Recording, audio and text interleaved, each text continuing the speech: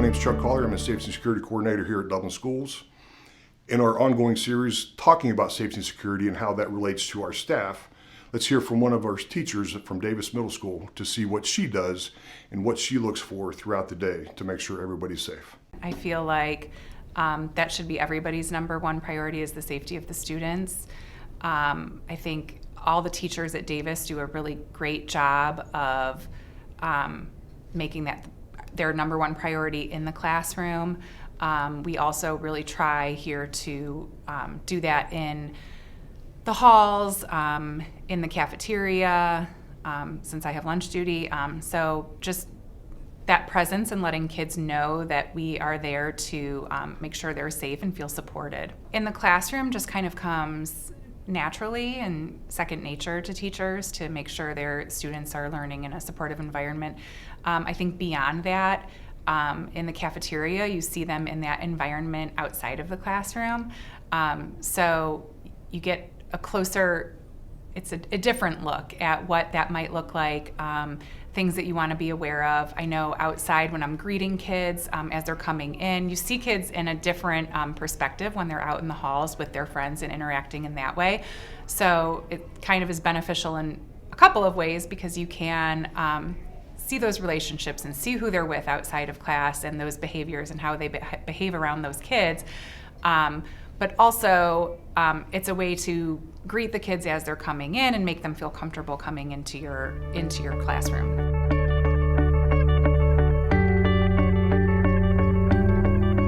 It looks a couple different ways. I feel like in the classroom, that might just be me having a one-on-one conference or conversation with that student to see what is bothering them or what might be going on.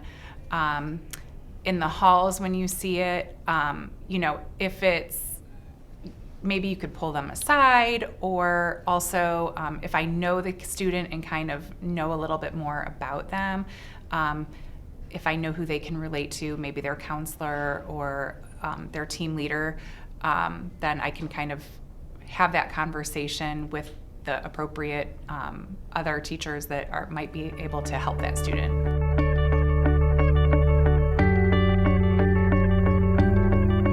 Yeah, I think communication with parents is key. We do a lot. I know Jamie does with her newsletter. When we are having issues where we're concerned about student behavior, student safety, obviously they're communicated with that way. Teachers, I know every teacher in our building, and I'm sure across the whole district, especially our team leads, do a great job of communicating with parents about whatever it might be, things that are coming up at school. If there is an issue, of course, I think all of us teachers, we know that if we have an issue with an individual student, the first thing we need to do is contact the parents.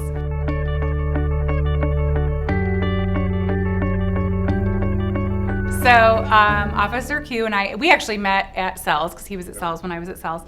And then now teaching health, he works with my students, my 7th graders specifically, each trimester. He comes in and he actually kind of takes over the class for an entire week. So today we wrapped that up, and I think it's fantastic. He does a great job of interacting with the kids. And I also think for a lot of our students, it's really important that they see the law enforcement in a positive way. Of course, they see, all grade levels are gonna see Officer Q in the hall, and they're gonna see him oftentimes at lunch duty.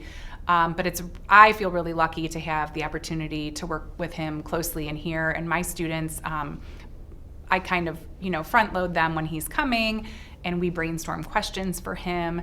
So not only does he hit the content that he is supposed to hit through the DAP program, but then he also today, Friday, he spent the entire day just answering those questions that my kids specifically had about law enforcement. And I just tell him, ask whatever you want and we'll see what he'll answer.